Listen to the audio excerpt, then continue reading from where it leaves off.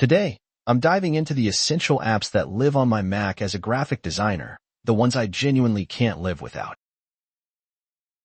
And kicking off our list, maybe surprisingly, is the humble calculator. Now, I know what you might be thinking, but trust me on this one. Whether I'm figuring out complex grid systems for a layout or trying to get a realistic handle on how long a project might actually take, this little guy is surprisingly crucial. It's all about precision and planning, right?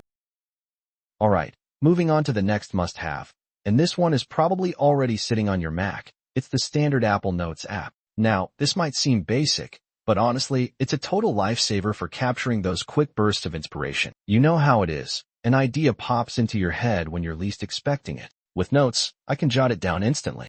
But the real magic for me is how seamlessly it syncs across all my Apple devices, my iPhone and iPad. So, I could be out and about, have a flash of brilliance, type it into my phone, and then when I'm back at my desk, it's already there on my Mac, ready for me to flesh it out. It's just so incredibly convenient and reliable. Seriously, don't underestimate the power of this simple, yet fantastic app. Okay, now for one that pretty much every graphic designer knows and probably uses daily, Adobe Photoshop. This is the powerhouse for all things photo editing. Whether I'm doing intricate masking to isolate elements, tweaking colors to get that perfect look, or just generally enhancing images, Photoshop is my go-to. It's just an incredibly versatile and powerful tool that's essential for so much of what we do. Next up, we have another Adobe heavyweight, Illustrator. Now, while Photoshop is king for pixels, Illustrator reigns supreme in the world of vector graphics. This is where I create logos, icons, illustrations, anything that needs to be scalable without losing quality. Plus, it's fantastic for adding those crisp, clean stylistic elements to website designs. If you're working with vectors, Illustrator is an absolute must-have in your toolkit. Now, let's move on to a more modern tool that has really taken the design world by storm, Figma. For anyone diving into web design or mobile app development, Figma is an absolute game changer. It's fantastic for setting up precise grids, designing sleek icons, and even creating interactive prototypes to really bring your ideas to life. The collaborative aspect is huge too, but even just for solo work, its intuitive interface and powerful features make it an awesome tool to have in your Max app arsenal.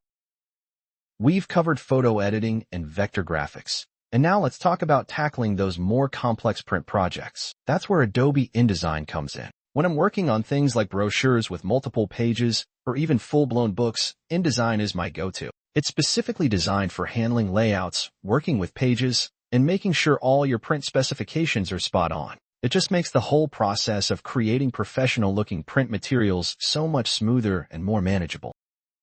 Now, for adding some serious visual flair and movement, we have Adobe After Effects. This tool is just incredible for bringing things to life through animation. Whether it's creating engaging video content, designing cool animations for cartoons, making your logos pop with dynamic movement, or even exporting those lightweight Lottie files for the web, After Effects is the industry standard for motion graphics. It opens up a whole new dimension of creative possibilities. Of course, no list of essential Mac apps would be complete without mentioning a web browser, and for me, that's Google Chrome. I don't think it needs a huge introduction. It's the browser most of us use day in and day out for research, inspiration, and well, pretty much everything online. When it comes to video editing, there are a lot of powerful tools out there, but one that I've found surprisingly great and have been using more and more is CapCut. It's actually a fantastic option for quickly and efficiently putting together video content, and I've even used it for some client projects. It's got a really intuitive interface and some surprisingly robust features for a free tool. Sometimes you just need to unwind, and for me, that often means diving into some games. I've been using GeForce Now to stream some pretty demanding titles, like Assassin's Creed and The Witcher. It's a great way to enjoy those games without needing a super powerful machine.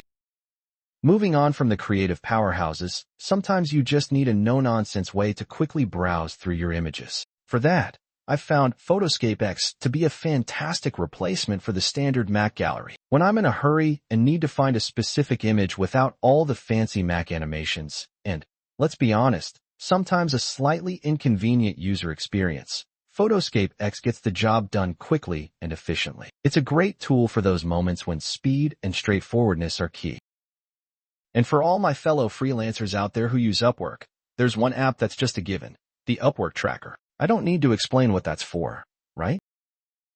Switching gears back to a bit of fun, sometimes I get that nostalgic itch for some classic PlayStation 1 games. For that, I use an emulator called PCSXR. It's pretty great for reliving those retro gaming memories right on my Mac. And sticking with the emulation theme, for playing some PSP and Steam games that aren't natively available on macOS, I use an app called Crossover. It's a really handy tool for bridging that gap and letting you enjoy a wider range of games. Of course, no modern workflow would be complete without mentioning Google Docs and Google Sheets. Whether it's collaborating on documents, organizing information in spreadsheets, or just having that seamless cloud-based access, these two are absolute must-haves for staying organized and productive. And when it comes to playing just about any video format under the sun, VLC Media Player is my go-to. It's a reliable and versatile player that just handles everything you throw at it without any fuss.